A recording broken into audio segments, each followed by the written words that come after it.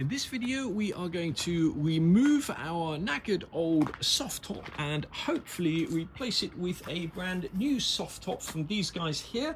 It's an American company that produced this. We got this from a UK company called Car Hood Warehouse, and that is the company that the trimmer that I normally use to do this job gets his soft top hoods. So I'm hoping that it's going to be a good fit. I've never fitted one myself or removed one myself.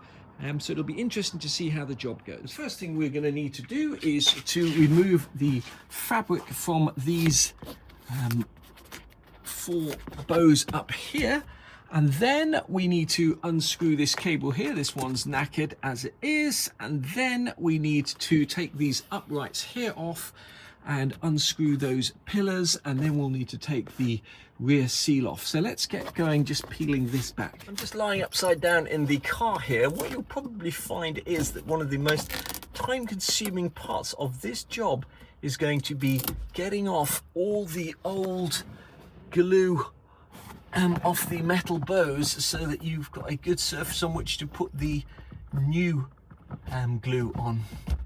Just a reminder when you're putting this back together that the piece of material furthest away from you, the one nearest the rear window, is going to be stuck on first, and the one nearest the steering wheel is going to be tucked over and stuck on next. So we've got that first bow released, but I can see that this is going to be a very messy job. So either get yourself a good vacuum cleaner to hoover up all the mess that you're going to make, or put down some kind of blanket or rug in the car to stop all of these little bits getting in your seats. On this bow here, the rear is actually wrapped around the front. When you're taking this off, it's as well to try and take it off without gripping it, because it'll make your life an awful lot simpler when it comes to cleaning things up. Now that may not always be possible if the fabric is really old and brittle. That's 2 down. Now this one came off much more easily, partly because I'm using a small watchmaker's screwdriver to cut the glue as I go along, so that when I feel it starting to tear like that, I just use the watchmaker's screwdriver to cut that glue, and it helps it come off in one piece. Let's do the front one next. Once again here, you unpeel the back one first, the piece of material closest to the back window, and then the front one, the one closest to the windscreen, and is tucked underneath that.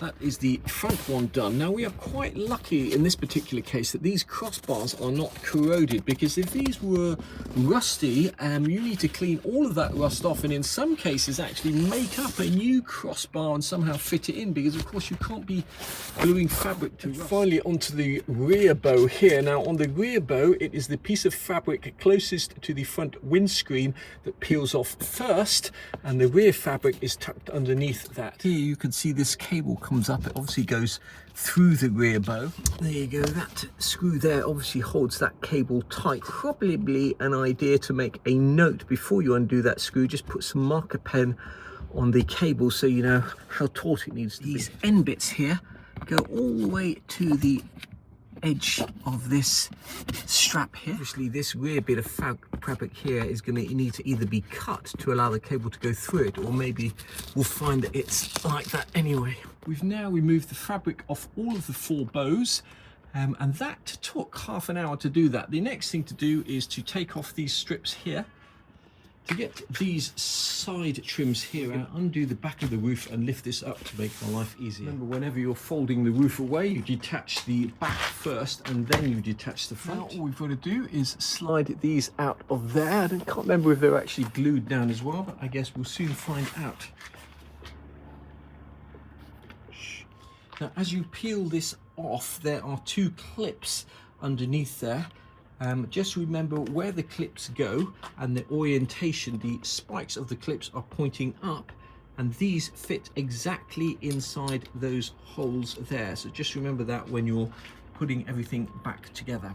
If you are lucky, these screws will not be totally rusted in there, will come out nice and easily. Now we'll probably replace these with some stainless steel screws from Akku while we're doing this job, just to make life slightly easier for the next person. There's 3 screws in here. Once you have those screws off, in theory, this should just lift off. Once again, you're going to have to clean out any glue residue. I'm not sure that strip should actually be glued in there in the first place, but you can see there is some glue residue there. This here has one screw in the corner keeping it down, and then this is just glued down. This screw, by the looks of it, also has a metal washer. Before you take things to pieces, just make a very careful note of which goes where, what goes where. I'm just going to mark this with a B for bottom, just so that I know which way round this goes and which side of the car it's on. Wow, this looks like somebody has cut into here with an angle grinder at some stage. Once again, it doesn't do any harm to mark which side of the car this came off and which is the top and which is the bottom. On this side here, this screw is coming out with that little cup washer, so remember to take that out from the other side. Now we just have to peel back this fabric here. Once again, you can see there the cable. I'm just going to peel this back. Once again, make a careful note of how everything came off. Here is actually glued on to this pillar as well as just the flat pillar. Once you've peeled the fabric off on both sides, the next thing to do is to release this cable here, and when you're going to need a 13mm spanner on this side here, and possibly a large flat blade screwdriver on that side there to stop that turning. If, like me, you don't have a flat blade screwdriver thin enough to fit that screw, you can just use a washer in there with a set of mole grips. That works as well. Once you've got the nut loose, you should be able to thread this through that hole, and then you should be able to get this out. Just remember, this lives underneath the washer, and then there's a screw on the outside of the car you need to undo. Cable is held to the roof with this screw here that you'll need to undo. It has a chrome cup washer which you want to avoid losing if at all possible. After you've done that, undone that screw here, make a careful note of how that cable attaches. It goes through that top hole under the washer and then through this hole. We'll be replacing these cables, but if you're not planning on replacing your cables, bear in mind where they, just make a note of where they go. They go under this section of rubber here. The other end of those cables have this here on. Now you've got to pull that through there, get rid of it. So we will be replacing our cables. Replacing your cables, just check that the length of the cables and make a note of where this is actually bent at right angles so you get the tension right. Next up, we're going to be releasing the seal on the rear frame, and that just pulls out. It'll be fun getting that back in. I imagine.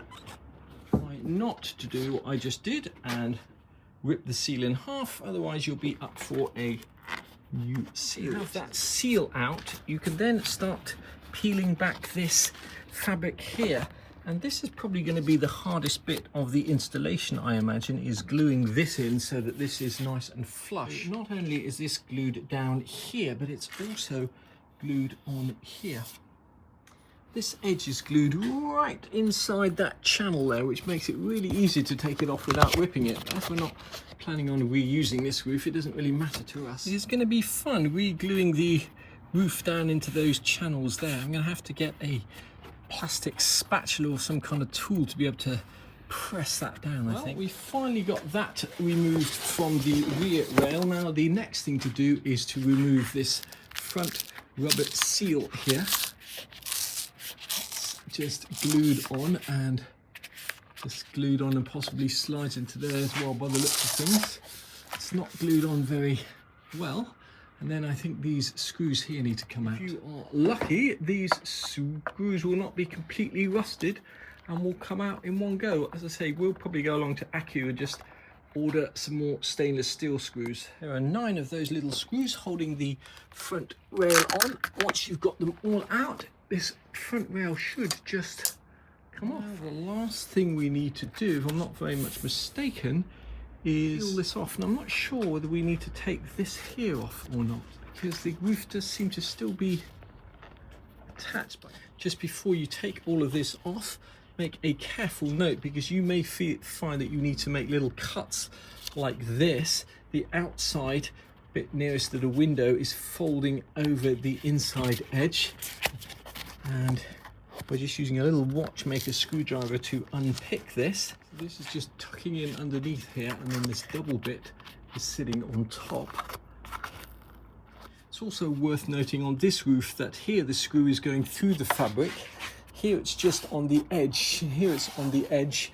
Here the screw is missing the fabric altogether in the middle, and then similarly you've got screws on the edge and then at the end going through the fabric. It's obviously best to work with plastic tools, but this bent screwdriver here does allow you to leave that up really easily. And make a note of what folds over where. This is on the inside here.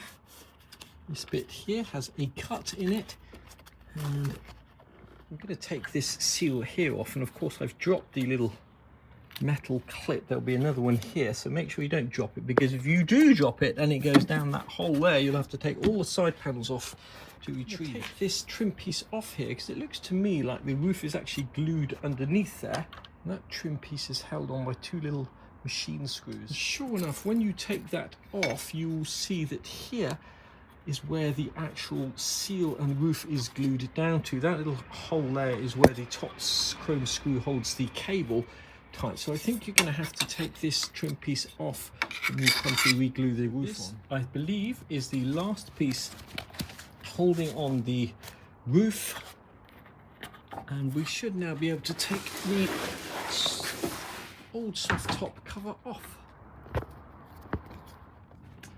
And there you have it. That is the roof completely detached. Now, these bits of elastic here won't have any elasticity left after 50 years. So you could just go along to a haberdashery or somewhere like that and get some more of that if you want these to stay taut. If you're not too bothered, leave them as they are. These straps here are the same material that seat belts are made out of, albeit they are slightly narrower. And on this side here, you can see we have a very thin piece of sponge glued to that. That is the old roof off there, and just to give you an idea, that took about 2 hours to take off. Obviously, if you've done it before a few times, you could do it in less time than that. We now have to set about cleaning all of this up, which I'll do off camera. And then in the next video, we will see if we can reattach the new roof, which should be fun.